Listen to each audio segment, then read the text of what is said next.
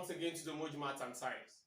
Like I did promise in our last lesson that we'll be solving differentiation using the formula. In the last lesson, we actually used first principle. But today, and in this lesson, we'll use the formula. The formula states that if my y is equals to ax raised to power n, then your dy dx is equals to a times n x raised to power n minus 1. If y is equals to ax raised to power n, then your dy dx is equals to an times x raised to power n minus 1. In our last lesson, we solved this equation. We said y was equals to x squared. Now, if y is equals to x squared, obviously our a in this equation is 1. The coefficient of x here is what? Is 1. Our x, as usual, has taken its post. And our n in this equation is what? Is 2.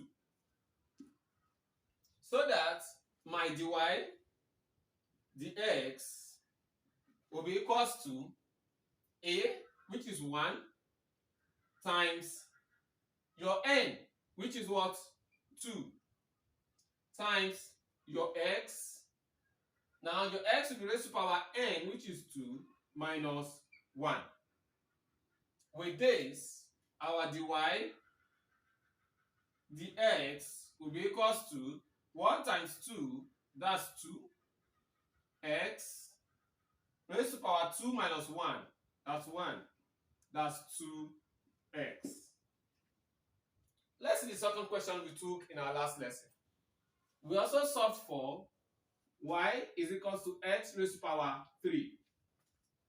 You can just pause this video and solve this before we continue.